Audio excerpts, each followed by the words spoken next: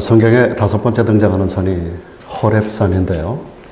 호렙산 하게 되면 두 가지의 단어를 딱 떠올리시면 됩니다. 한 가지는 만나는 곳, 다시 말하면 하나님을 만나는 곳. 그리고 두 번째는 소명을 받는 것. 하나님께로부터 소명을 받는 곳.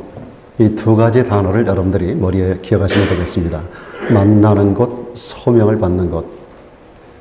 하나님을 만나는 현장, 어느 현장에 저와 여러분들이 함께 참여할 수 있으면 좋겠습니다. 오늘 본문에 등장하는 인물로서 주인공이 모세인데요. 이 모세가 하나님을 만나는 놀라운 사건들을 여러분들이 보게 될 것입니다. 여러분에게 하나 물어보겠습니다. 여러분 하나님을 다 믿으십니까? 네. 하나님을 다 믿으시는 줄로 믿습니다. 근데 여러분, 하나님을 우리가 믿는다는 것과 하나님을 만나는 데는 많은 차이가 있습니다. 하나님을 아는 것과 믿는 것이 다르듯이 하나님을 우리가 막연하게 믿는다라고 하는 것으로 우리의 신앙이 온전해지는 게 아니라 우리 신앙의 역사 속에서 어느 날인가는 하나님을 만나는 경험들이 있어야만 하는 것입니다. 그래서 하나님을 만난다라고 하는 것과 또 하나님을 뭐 하는 거? 하나님을 믿는 거에는 차이가 있다라고 하는 것을 여러분들이 머리에 먼저 염두에 두시면 좋겠습니다. 여러분, 오늘 등장하는 모세가 80세가 될 때까지 하나님을 믿었을까요? 몰랐을까요? 모세는 하나님을 알았고 하나님을 믿었습니다.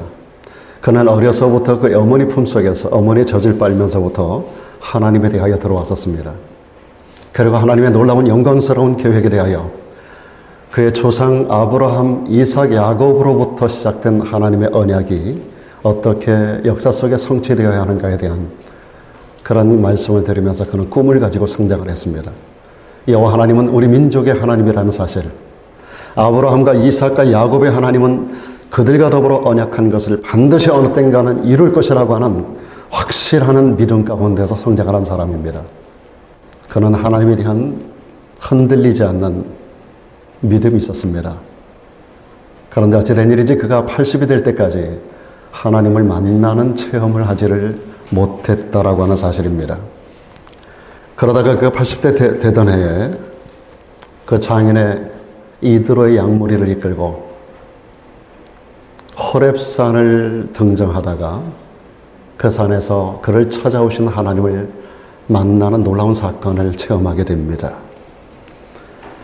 이후에 모세 생애는 그야말로 획기적인 변화를 이루는 그런 삶의 변화를 가져오게 되는데요. 여러분, 나이가 많든지 적든지 어느 시대 사람이든지 어떤 민족의 사람이든지 어떤 언어를 사용하든지 그가 백인이 됐든 황인이 됐든 흑인이 되었든 모든 시대, 모든 나라, 모든 종족을 초월해서 그 누구라도 하나님을 만나는 사람마다 그 인생에 놀라운 획기적인 변화가 온다라는 사실을 우리는 알아야 합니다. 우리는 간혹가다 어떤 사람들이 하나님을 만났다라고 하는 것을 간증하는 걸 들을 때마다 간증만 들어도 우리들에게 놀라운 변화를 가져오는 것을 체감하게 됩니다. 그런데 여러분, 하물며 우리가 한 걸음 더 나가서 누군가가 하나님을 만난 간증만이 아니라 내가 내 삶 속에서 신앙생활 가운데서 어느 날 하나님을 직접 경험을 했다라고 할 때 우리에게 주는 영적인 충격이 얼마나 클까요? 얼마나 놀라운 변화가 있을까요? 사도 바울은 다메섹 도상에서 그를 찾아오신 예수 그리스도를 만납니다. 그리고 그 인생은 완전히 뒤집어집니다. 가던 길을 완전히 바꿔서 새로운 인생의 걸음을 걸어갑니다. 그리고 나의 달려갈 길과 주 예수께 받은 사명을 앞장 세워서 그 앞에 나의 생명을 조금 더 귀한 것을 여기지 않는다라고 말합니다. 그는 분명히 이렇게 선언합니다. 나의 달려갈 길과 주 예수께 받은 사명, 곧 하나님의 은혜의 복음 증가하는 일을 마치려 하면은 나의 생명을 조금 더 귀한 것을 여기지 않겠다라고 선언하고, 그런 로마에서 그의 목이 잘려져 순교하는 순간까지 그 소명의 그 확신 가운데서 그 믿음의 행진을 조금 더 중단하지 않았던 위대한 인물로 변화가 됩니다. 여러분, 세리장 삭개오를 잘 아실 겁니다. 뽕나무 위에서 그를 찾아오셨던 주님을 만났던 사람입니다. 세리장이었던 사람, 주님을 전혀 모르고 살았던 사람, 그가 유대인임에도 불구하고 유대인들을 대상으로 착복하고 살았었던 사람, 돈이면 다인 줄로 살고 세상을 막 살았던 사람 삭개오. 그런데 어느 날 그가 올라갔던 뽕나무 밑으로 다가오신 예수 그리스도를 만납니다. 그리고 나서 삭개오의 삶이 얼마나 놀라운 변화를 이루게 됩니까? 우리가 구약성경에 보면 요나라고 하는 사람이 기록되고 있는데요. 요나의 생애 가운데도 가장 중요한 그 인생의 터닝 포인트가 됐었던 사건이 바로 물고기 뱃속에서의 영적인 경험이었던 것입니다. 이와 마찬가지로 모세의 생애를 뒤바꾸는 사건이 오늘 저와 여러분들이 함께 올라가기를 원하는 호렙 산상에서 이루어졌다라는 사실입니다. 모세는 호렙산 어느 지역에서 불이 꺼지지 않는 떨기나무를 보게 됩니다. 거기에서 주님의 음성을 듣습니다. 그 놀랍고도 찬란한 영광스러운 현장 가운데 부름을 받아 그곳에서 하나님을 만납니다. 여기서 여러분 놓칠 수 없는, 놓쳐서는 안 되는 중요한 진리가 하나가 있는데요. 중요한 사실은 제가 언급했었던 이 모든 사람들, 그리고 오늘 본문에 등장하는 주인공인 이 모세, 그들이 하나님을 먼저 찾지 않았다는 사실입니다. 그들이 하나님을 찾아서 하나님을 만난 게 아니에요. 오늘 이 현장에도 모세가 하나님을 만나기 위해서 호렙 산상에 40일 금식 기도하러 올라간 것도 아니고 산상에 어떻게 하든지 하나님을 만나봐야 되겠다라고 이 산에 올라갔던 게 아니라 우연찮게 양무리를 이끌고 그 산에 올라갔다가 그곳에서 찾아오신 하나님을 만났다라는 사실입니다. 여러분, 이게 굉장히 중요한 이야기입니다. 여러분, 이것이 복음의 핵심이에요. 복음이 뭔가? 인간이 하나님을 찾아가는 것은 복음이 아닙니다. 인간이 하나님을 찾아감으로 해서 만나지는 모든 것, 이것이 바로 우상입니다. 이것이 세상의 종교가 추구하는 겁니다. 그러므로 여러분, 기독교는 출발이 달라요. 기독교는 여러 종교 중에 하나가 아닙니다. 기독교는 많은 종교 중에 하나고 그 중에 하나를 우리가 선택하여 믿는 게 기독교가 아니라고 하는 겁니다. 여러분, 세상의 모든 종교와 기독교의 본질적인 차이가 이거 하나입니다. 인간이 신을 찾아가는가, 신이신 그분이 우리를 찾아오시는가. 인간이 신을 찾아가는 게 종교입니다.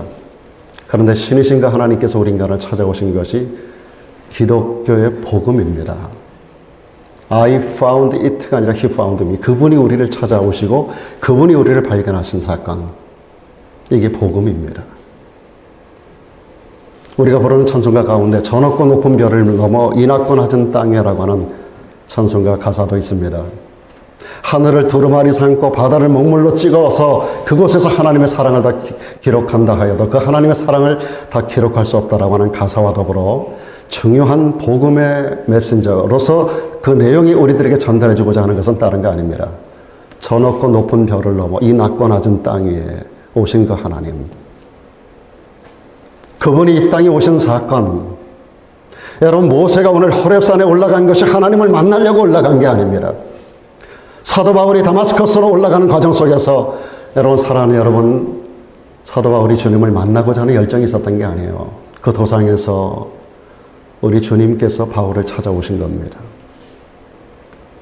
그 누구도 인간은 타락한 거로 하나님을 찾지 않습니다. 우리가 좀 전에 거룩이라고 하는 찬양을 불렀습니다마는 거룩하신 하나님에게는 죄가 없고 우리 인간은 죄인이기 때문에 죄인으로서는 하나님을 찾아도 만날 수가 없는 겁니다. 거룩하신 하나님. 하나님의 거룩과 인간의 죄는 완전히 상극이기 때문에 그 사이를, 그 간격을 메꿀 수 있는 방법이 없는 겁니다. 우리 인간은 아무리 노력을 해도 어떤 종교를 가지고 어떤 교육을 받아도 어떤 노력을 하고 어떤 구제와 헌신과 봉사와 그리고 많은 것을 하나님 영광을 위해서 바친다고 하여도 우리 인간은 하나님을 찾아갈 수도 없고 하나님을 만날 수가 없습니다. 그러나 우리 하나님께서 우리 인간에게 생명줄을 던지신 거예요. 이거 잡아라. 이거 잡아라. 이게 복음입니다. 그래서 요한복음 14장 6절은 분명히 우리들에게 말씀합니다. 내가 곧 길이야. I am the way. 내가 유일한 길이야. 인간은 그 길을 뚫어갈 수 없습니다. 인간은 거기에 다리를 놓을 수 없어요. 다리를 놓아주시는 분은 오직 하나님께로부터 이 땅에 오셔서 인간과 하나님 사이에 다리가 되어주신 예수 그리스도, 그분이 바로 대제사장입니다. 이 제사장의 개념이 하늘과 땅에 다리를 놓아주시는 분이라는 뜻이에요. 예수님은 바로 대제사장으로 이 땅에 오셨어요. 우리 인간은 하나님께로 갈 수 있는 어떤 방법도, 어떤 종교도, 어떤 노력도, 어떤 수고도 모든 것이 무효입니다. 그러나 그분이 우리들에게 생명줄을 던지고 다리를 내려주시고, 그래서 우리가 그 다리를 통해서 그 생명줄을 잡고 하나님께로 올라갈 수 있는 유일한 길이 열리게 된 줄로 믿습니다. 전능하신 하나님, 우리 인간과는 전혀 다르신 구별되신 하나님, 지극히 거룩하신 하나님, 그분이 낮고 천한 이 땅, 인간 세상에 찾아오신 것이 복음이라는 사실. 여러분, 모세 호렙산 사건을 보면 어떤 때 그리고 어떻게 해서 하나님을 만날 수 있겠는가를 우리에게 보여주고 있습니다. 여러분, 성경 가운데 보면 하나님은 우리의 일상생활 속에 찾아오시는 하나님이라는 거 여러분 아셔야 돼요. 여러분, 모세가 좀 전에도 말씀드렸습니다만 하나님을 만나려고 애를 써서 하나님을 만나진 게 아닙니다. 저의 경우도 그랬습니다. 그 누구도 마찬가지입니다. 인간이 하나님을 찾는다고 하나님이 만나지는 하나님이 아니에요. 하나님이 찾아오셔야 되는데 하나님이 산상에 산상기도 간다고 찾아오시고 뭐 그런 개념이 아니라 우리 일상생활 가운데 우리 하나님 찾아오신다는 사실이에요. 이날도 모세가 양무리들에게 풀을 뜯어먹게 하기 위해서 목동으로서 양들을 몰고 그 산상에 올라갔다가 그곳에 우리 하나님이 찾아오시고 모세를 만나 주셨던 것입니다. 대다수의 하나님 만난 사람들 모두가 다 삶의 현장에서 하나님을 만나요. 여러분, 주님의 수제자가 누구죠? 베드로라 그러잖아요.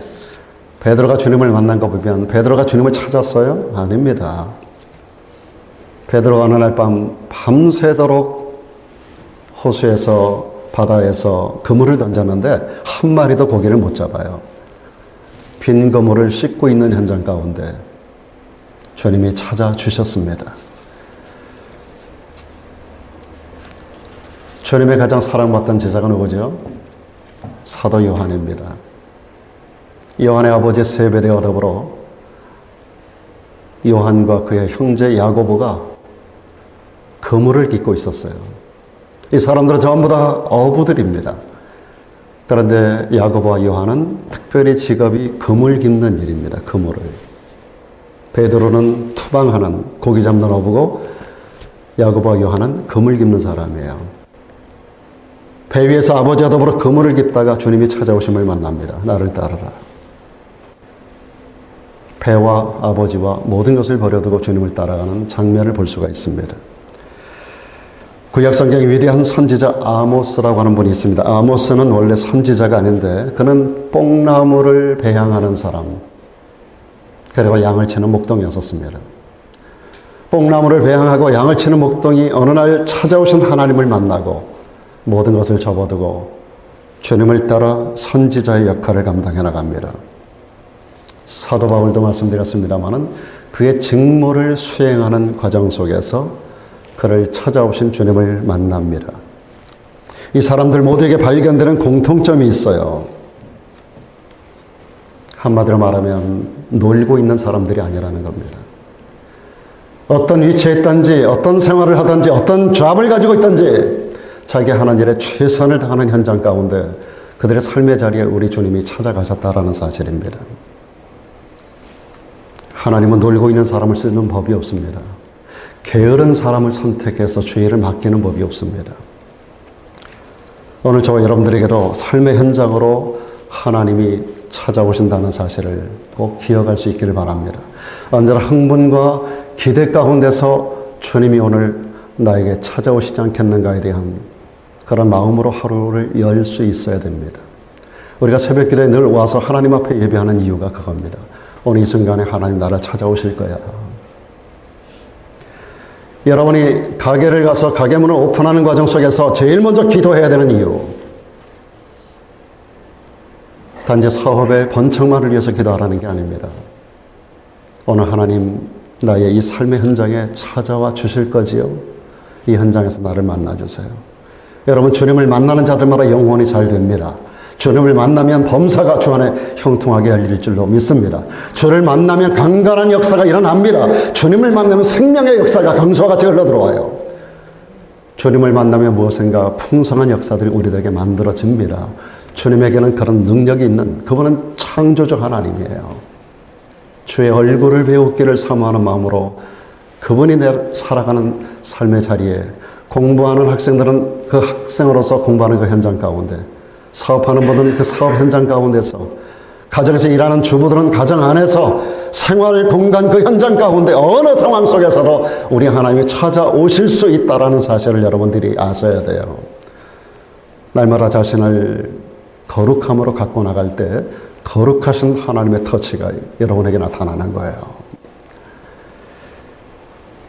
그러므로 여러분의 주어진 삶의 자리에서 열심을 다하시기 바랍니다. 그리고 거기에 찾아오시는 하나님을 기대하시기를 바랍니다. 그래서 하나님을 만나는 자들마다 인생이 변화가 됩니다. 가던 길이 완전히 바뀌어요. 저도 어느 날 저를 찾아오신 주님을 만나고 하루아침에 제 인생이 변화가 됐어요. 그때 주님이 저를 찾아오지 않았다면 제가 한국에 지금 어느 절간의 상가 목탁도 드리고 있을 거예요. 그러던 저를 가는 길을 완전히 바꾸어 주셨어요. 그리고 그때 이후로 오늘까지 약 50년 정도의 삶을 살아오는 동안에 한 번도 바울처럼 제 중심이 흔들려 본 적이 없습니다. 바울의 고백이 나의 고백이 된 거예요. 나의 달려갈 길과 주 예수께 받은 사명, 곧 하나님의 은혜의 복음, 이 복음을 증거하는 일을 마치려 하면은 나의 생명을 조금 더 귀한 것으로 여기지 아니하고 위에서 부르신 부름의 삶을 향하여 달려갈 길을 달려가고 믿음을 지키고 마지막 하나님 앞에 관제와 같이 부음이 될 때까지 나의 생애를 주님을 위해서 드리겠다라고 하는 그 마음의 한순간도 제가 회의를 가져본다든지 그 말씀에 의심이 들었다든지 내가 만난 그 주님에 대한 확신의 변함이 한 번도 있어 본 적이 없어요. 우리가 자꾸 이런 부분이 흔들리는 것은 하나님을 만난 그 분명한 체험이 우리들에게 없기 때문입니다. 그래서 믿음도 어제 다르고 오늘 다르고 자꾸 셀쭉뺄쭉 삐딱빼딱 그렇게 되는 거예요.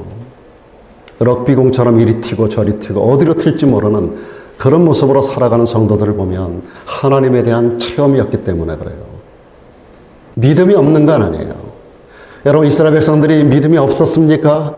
우리가 최근에 수요 예배를 통해서 열왕기서 18장을 계속 보고 있었습니다만은 이스라엘 백성들이 하나님에 대한 믿음이 없었던 게 아니에요. 그런데 머뭇거리고 있어요. 바알도 아니고 여호와 하나님도 아니고. 바알이면 바알에게 가라. 여호와가 하나님이면 하나님에게 가라. 어느 날까지 너희가 머뭇거리고 있겠는가라고 엘리야 선지자가 이야기함에도 불구하고 백성들은 꼼짝도 하지 않고 아무 말도 대답지 않았어요. 결국 엘리야가 하나님 앞에 무릎 꿇고 기도하여 하늘로부터 불이 임할 때 불에 임하는 역사 속에서 살아계신 하나님을 하나님으로 인정하고 하나님 앞에 그때서야 무릎을 꿇고 엎드리는 현장을 우리가 지난 수요일날 보았잖아요. 하나님을 안 믿는 게 문제가 아니라 체험이 없는 게 문제예요.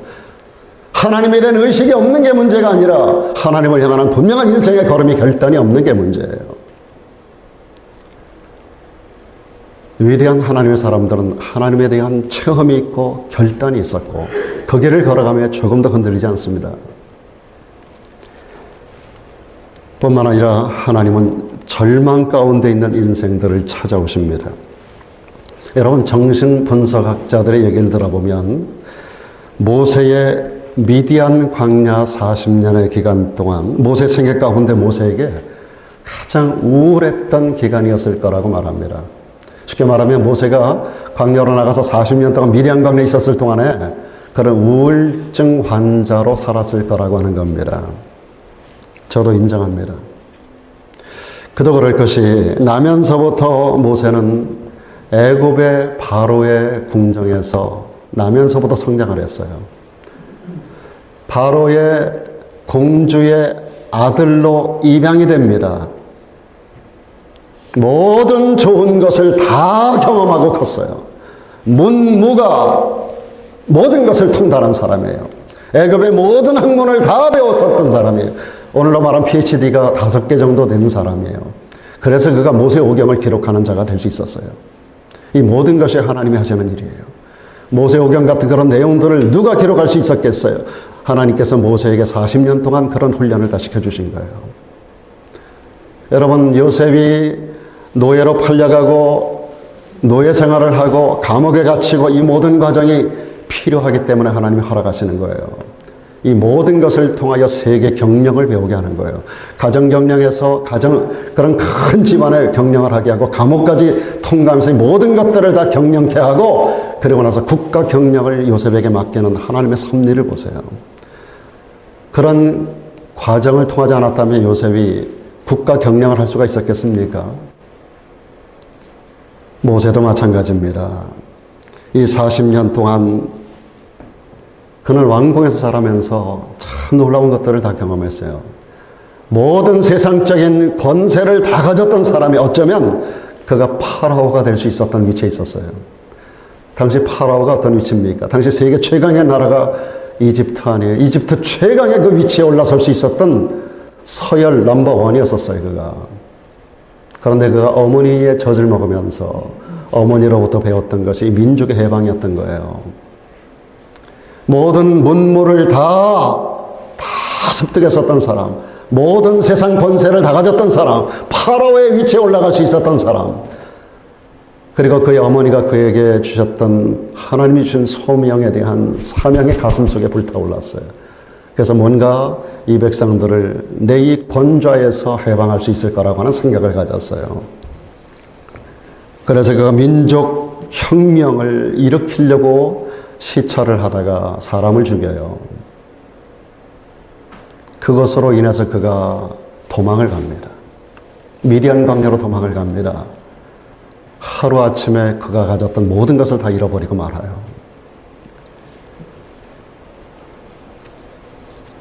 미디안 광야에서 만난 한 여인, 십보라라고 하는 여인, 새까맣게 그을린 애굽의 가장 잘 빠진 여자, 가장 잘생긴 여자와 결혼할 수 있었던 그가 산상에서 양치는 목동인 새까맣게 그을린 여자와 결혼을 합니다. 그런 사람이 가치 없다는 얘기를 제가 말씀드리는 게 아닙니다. 그리고 자기의 소유는 하나도 없이 자기의 장인 어른 이드로의 양무리를 치는데 40년 동안을 양을 쳐요. 완전히 그의 신분이 급전직하여요. 한 목동으로 전락이 됩니다. 거기서 끝나는 게 아닙니다. 그의 나이가 이제 80이나 돼요.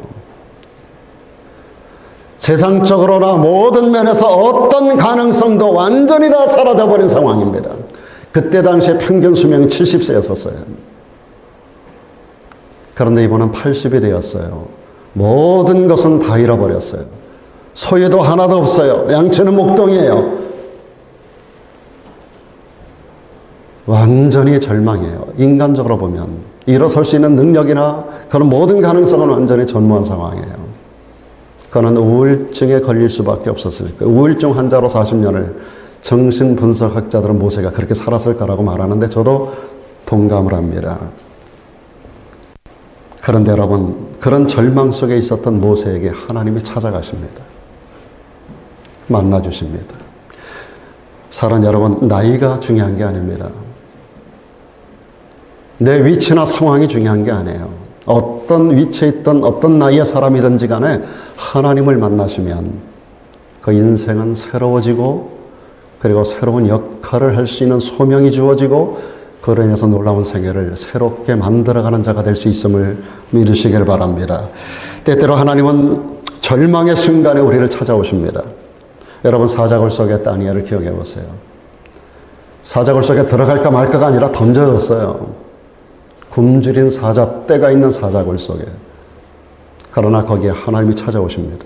지나간 역사 속에 사자의 넓적다리 베고 잠잔 사람이 다니엘 말고 누가 있습니까? 그 밤중에 편안하게 한 놈 사자가 와서 다리를 내줍니다. 그거 뱀니다. 한 놈 사자가 와서 이불같이 자기 몸을 덮어줍니다.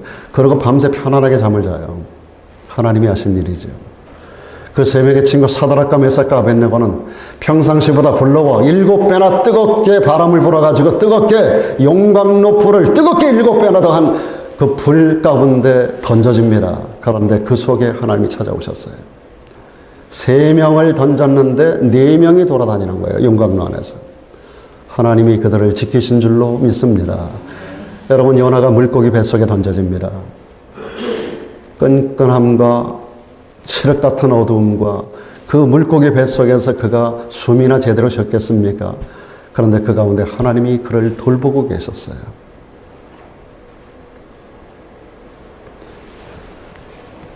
사랑하는 여러분, 사도 바울을 생각해 보세요.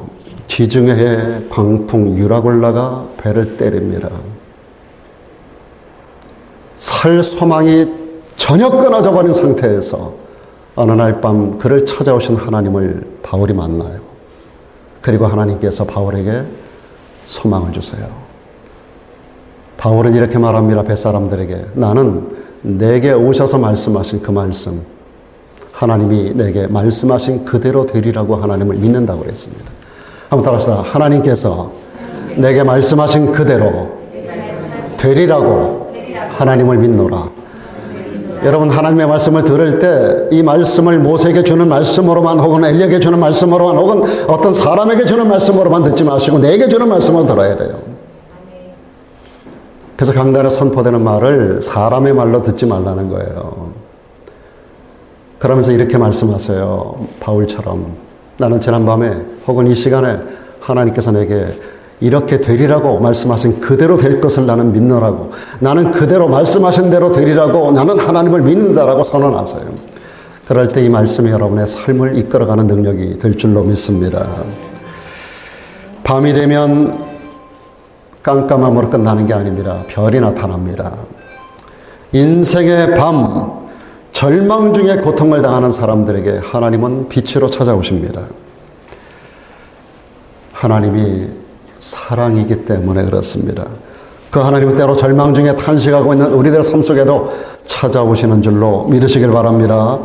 자, 여러분, 그런데 언제나 찾아오시는 그 하나님은요, 신비 속에서 찾아오신다는 사실입니다. 신비 속에서. 하나님은 무한이에요. 우리는 유한입니다. 하나님은 무한하시고 전능하신 분이에요. 우리는 유한하고 제한적인 존재입니다.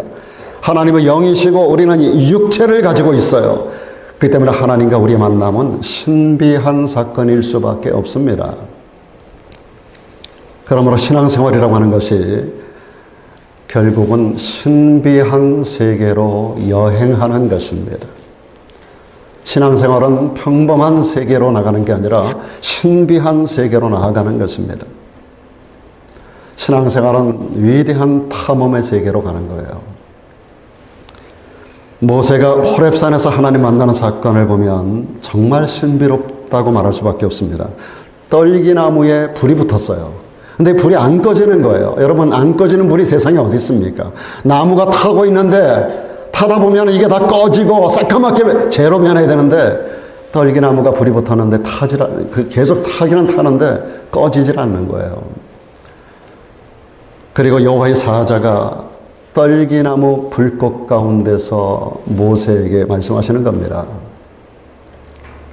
여기 여호와의 사자가 나오는데, 여호와의 사자는 구약성경에 나오는 여호와의 사자는 제2위 되시는 하나님, 우리가 믿는 예수 그리스도가 구약의 여호와의 사자로 등장하고 계십니다. 불꽃 가운데서 나타나는 창조주 하나님이신 여호와의 사자가 얼마나 신비로우셨겠어요. 그리고 떨기나무 불꽃 가운데서 하나님의 음성이 들려오는 겁니다. 이렇게 모세는 신비 가운데서 찾아오신 하나님을 만납니다. 바울도 다메섹 도상에서 같이 가던 사람들 모두가 다 찾아오신 주님의 소리를 들었어요. 근데 바울만은 빛을 보았어요. 모두가 꼬꾸라집니다. 그날에 찾아오신 하나님의 놀라운 그 음성을 듣습니다. 바울아, 바울아, 내가 어찌하여 나를 핍박하느냐. 이 음성을 바울만 들은 게 아니에요. 함께 동행하던 모든 사람이 다 들어요. 그런데 바울에게만 빛으로 오신 그분을 보는 거예요. 그리고 그의 눈이 멀어버렸습니다. 참으로 신비한 사건입니다. 요나도 물고기 뱃속에서 3일간 있으면서 소화액이 분비가 됐음에도 그가 소화가 되지 아니하고 토하연의 침을 당하는 이런 놀라운 신비로운 사건을 경험하게 됩니다. 그렇습니다. 하나님을 만나는 사람들은 그 자체가 신비로운 체험을 하는 사람들입니다. 그래서 여러분, 신비로운 체험은 많을수록 좋은데, 그렇다고 해서 신비로운 체험만을 여러분 추구하게 되면 광신자가 되어버리고 맙니다. 광신적이 되고 말아요. 여러분, 물은 좋은 것인데 물에 빠지면 죽습니다. 불은 좋은 것인데 불 속에 빠져버리면 불이 나를 태워버리고 말아요. 신비 하나님을 만나면 신비로운 역사가 일어남을 믿으시기를 바랍니다. 모세가 호렙산에서 신비로운 체험을 한 이후에 신비로운 기적적 일생을 살아갑니다. 이때로부터 모세의 말은 사람의 말이 아닙니다. 이때로부터 모세는 그와 함께 했었던 그의 형님 아론에게는 하나님이 되었어요. 신이 되었어요. 모세의 말은 곧 하나님의 말씀이었어요. 그 말씀을 받았던 아론은 모세가 자기 동생이 아니었었어요. 신이었었어요. 이 말씀을 받는 백성들은 모세와 아론이 그들에게 신이었던 거예요. 놀라운 생애를 살았던 것입니다. 이렇게 신비 속에 찾아오신 하나님을 여러분들이 만나기를 원하십니까? 어떻게 만날 수 있겠는가를 오늘 말씀 가운데서 몇 가지 간단히 말씀드리고 마치겠습니다. 제일 먼저 영적으로 민감한 사람이 돼야 하나님을 만날 수 있습니다. 호렙산 가시떨기에 불이 붙었지만 모세가 영적으로 민감하게 반응하지 않았다면 그날의 하나님을 만날 수가 없었을 겁니다. 그런데 모세는요, 경외심을 가지고 반응을 보입니다. 오늘 말씀 3절에 보면 이렇게 말합니다. 그 불꽃 가운데 찾아오신 그 놀라운 사건을 목격하면서 모세가 하는 말입니다. 내가 돌이켜 가서 이 큰 광경을 보리라. 떨기나무가 어찌하여 타지 아니하는고. 거기에 민감하게 반응을 보이고 있는 모세를 볼 수 있습니다. 여러분, 하나님의 말씀을 받을 때 말씀에 반응하는 여러분 되셔야 됩니다. 어찌하여 내게 이 말씀을 주실까? 나에게 이 말씀이 무엇을 요구하는 것일까? 오늘 하나님께서 이 말씀을 통하여 나에게 뭐라고 말씀하시는가? 이 말씀은 오늘 나에게 어떤 삶을 요구하시는가? 이런 영적 민감한 반응을 보일 때 이 말씀이 능력으로 우리의 삶을 이끌어 나가는 거예요. 우리 주변에 조그만 사건이 일어나도 하나님의 섭리와 하나님이 일하신다는 사건을 그 사건 속에서 찾으려고 하는 그런 영적 민감함이 우리들에게 있어야 됩니다. 그래야 일상에 찾아오시는 하나님을 경험하게 되는 겁니다. 여러분, 베드로는 닭 울음소리에도 민감하게 반응했어요. 주님의 음성을 기억해내는 거예요. 분명히 그 전날 밤에 주님께서 말씀하셨거든요. 네가 오늘 밤 닭이 2번 울기 전에 나를 3번 부인할 거야. 그리고 꽃기하고 닭이 우는 거예요. 주님을 3번을 부인했을 때 2번째 닭이 울어요. 그럴 때 비로소 그 닭 소리를 들으면서 주님의 음성을 기억해내는 겁니다. 닭 소리에도 민감한 반응을 보일 때 베드로는 위대한 사도로 변화가 될 수가 있었던 겁니다. 바울이 다메섹으로 가는 도상에서 주님을 만나던 날 많은 사람들이 동행하고 있었어요. 말씀드린 대로 정오에 빛이 비추는데 정오에 더 빛보다 더 강한 빛이 내리깔리는데 사람들은 그 빛을 아무도 못 봅니다. 바울만 보는 거예요. 얼마나 놀라운 사건일까요? 하나님은 예배 시간마다 영으로 우리 가운데 찾아오고 있다는 사실을 믿으시기 바랍니다. 여러분, 이 시간에도 천군 천사가 움직이고 있다는 거 아셔야 돼요. 제가 한국에서 목회할 때 저에게 오셔서 7년 동안 저를 위해서 충성하다가 저를 위해서라기보다도 하나님 영광을 위해서 일하되 저를 돕느라고 하나님 저에게 보내셨어요. 7년 동안 저를 위해서 헌신하셨던 권사님 한 분이 계십니다. 저는 그분을 죽을 때까지 잊을 수가 없어요. 천국 가면 제가 제일 먼저 보고 싶은 분 중에 한 분이 그분이에요. 그분은 육신의 눈이 어두웠어요.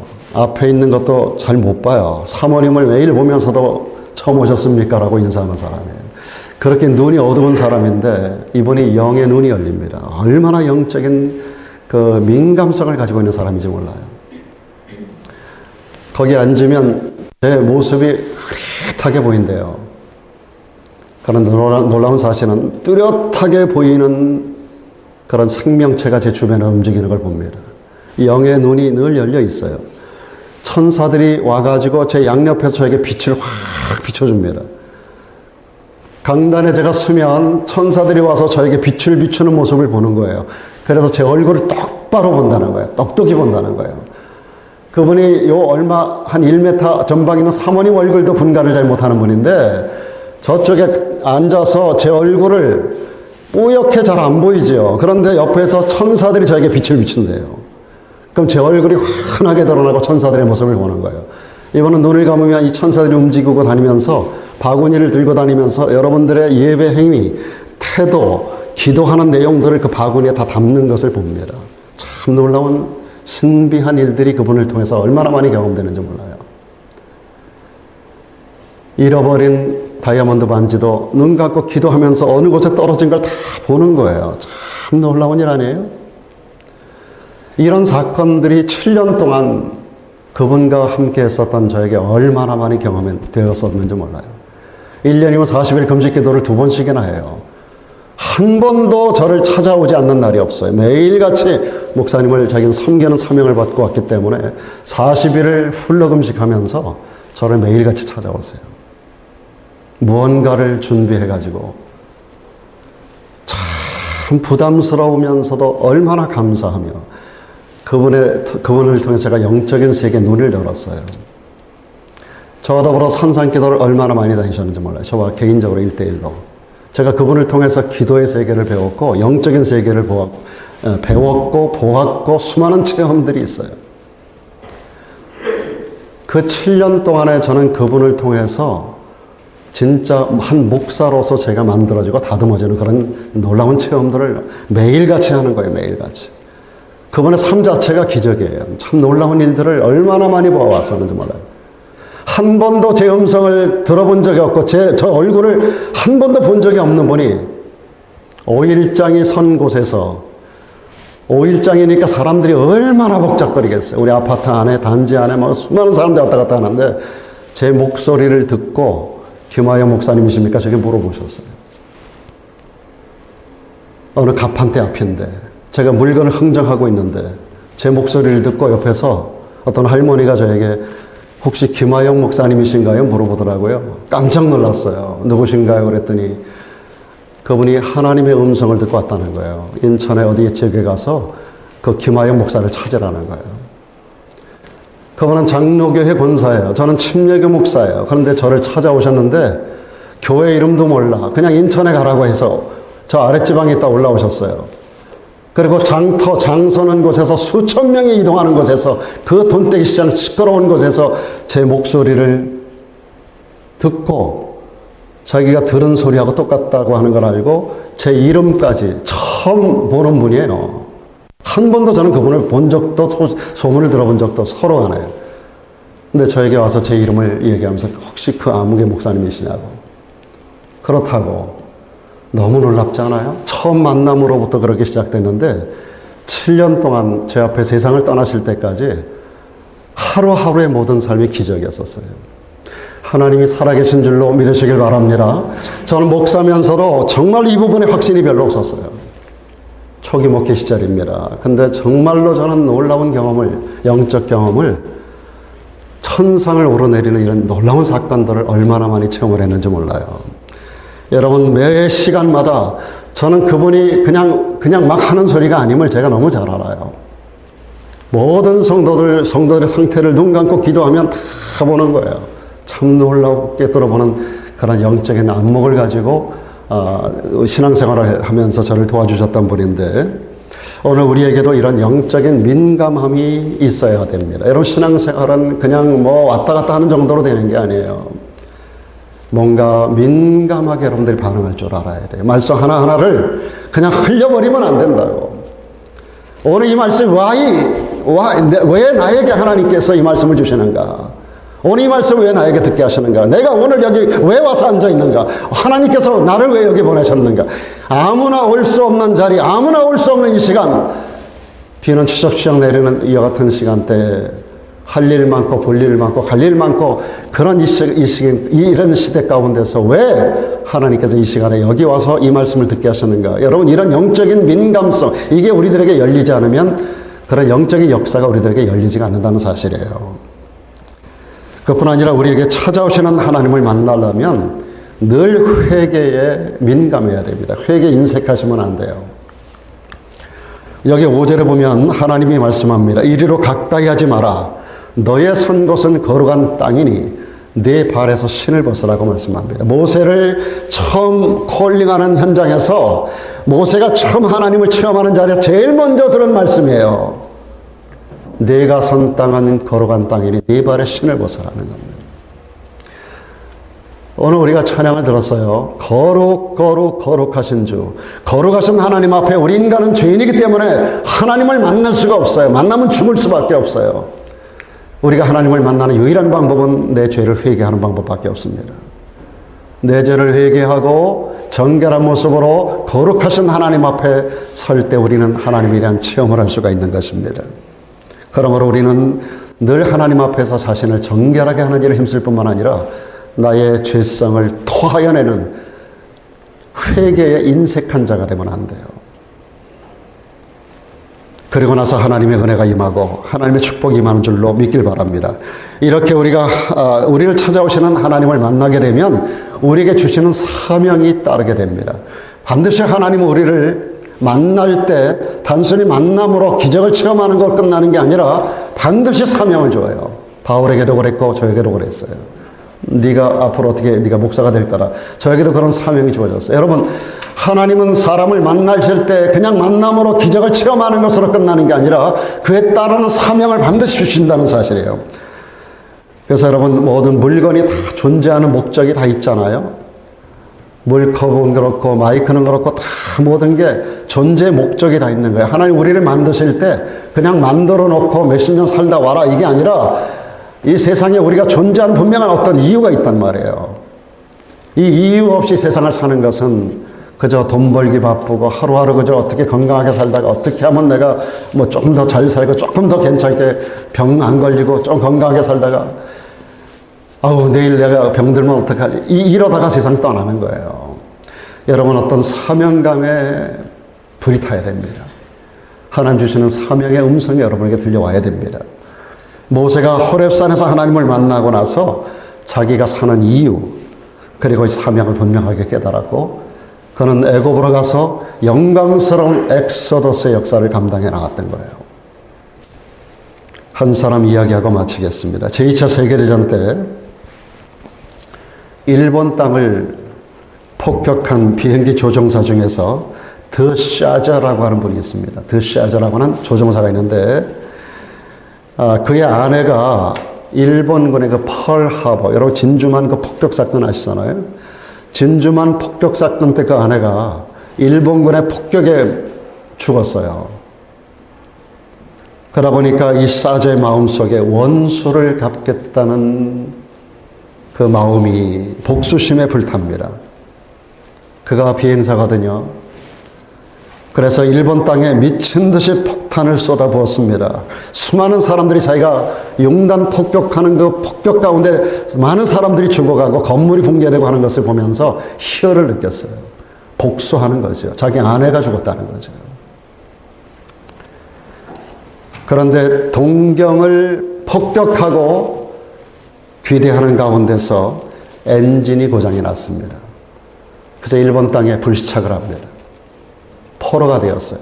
4년 동안 이 감옥 저 감옥을 전전하면서 수많은 구타를 당하고 수많은 학대를 당합니다. 그는 매일같이 일본을 저주했어요. 자기 아내를 빼앗아갔고 그리고 자기가 포로 되어서 언제 죽을지 모르는 상황 속에서 일본을 매일같이 저주하는 자가 되었습니다. 그런데 우연한 기회에 어느 전도자를 통해서 그가 예수님을 만나게 됩니다. 전도자를 통해 찾아오신 주님을 만난 거예요. 그 안에서 그는 변화가 됩니다. 어떤 사람도 어느 시대 사람도 어떤 사람이라 하더라도 예수 만나면 안 변할 사람이 없어요. 우리가 교회를 수십 년 다녀도 맹맥한 거는 주님을 만나지 못한 거예요.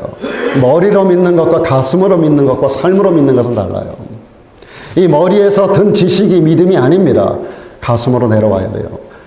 머리가 뜨거우면 사람이 병들어요. 머리는 차가워야 돼. 많은 사람들이 여기에다가만 말씀을 집어담아요.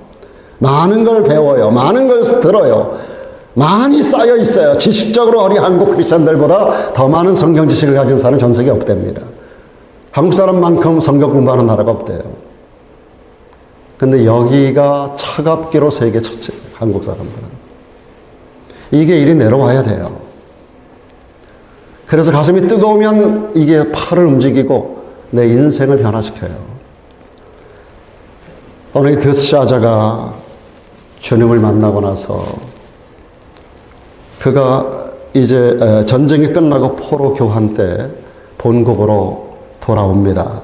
그리고 나서 그가 신학을 해요. 일본 선교사로 자원을 합니다. 일본을 가슴에 품었습니다. 그 이후로 일본 복음화에 굉장한 역할을 감당하는 목사님이 됩니다.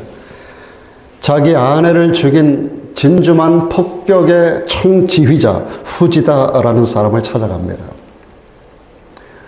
자기 아내를 죽인 사람은 누군지 모르지만 그 모든 것을 지휘했었던 사람이 후지다라는 군인인데 이분을 찾아가요. 그리고 이분을 끝까지 설득해서 예수를 믿게 합니다.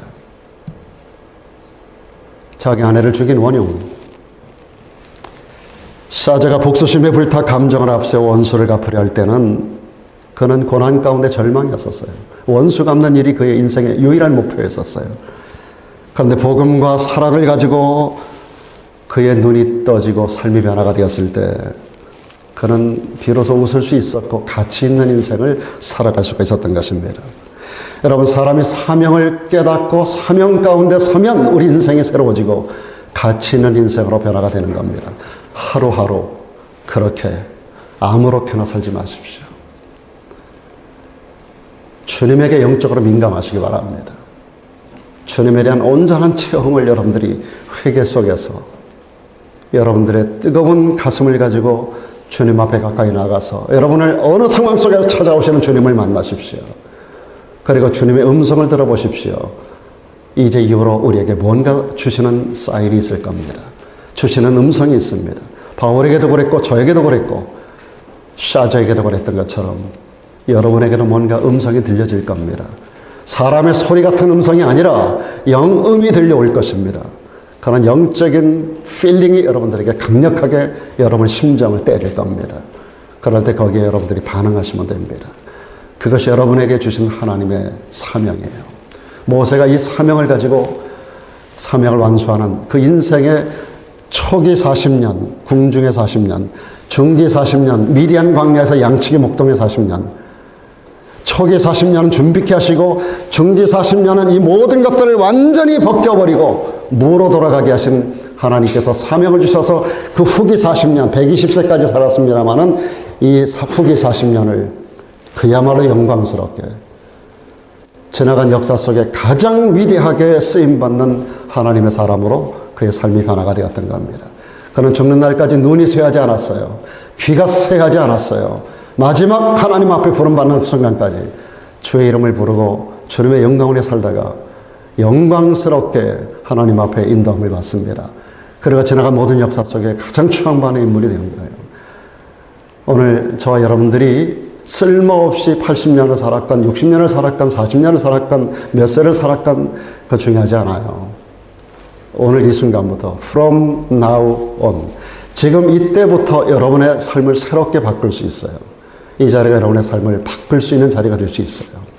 어느 날까지 들락날락 이름도 빛도 아무것도 없이 빛과 소금이라 함에도 빛이 뭔지 소금 역할이 뭔지도 모르고 교회를 들락날락 문지방만 밟고 돌아가는 그러한 쓸모없는 성도로 살아가지 않기를 바랍니다. 뭔가 하나님의 음성을 듣고 주님이 오늘 내게 뭘 말씀하시는가에 대한 민감한 반응과 더불어 이것이 내게 맡겨진 사명임을 알고 그 일을 위해서 달려갈 길을 달려가고 믿음을 지키는 가운데서 이제 나에게 남은 것이 생명의 면류관, 영광의 면류관, 자랑의 면류관, 이 면류관이 내게 남아있다라고 하는 이런 고백이 바울과 저와 여러분들이 함께 공유하는 그런 고백이 되기를 주의 이름으로 축복합니다.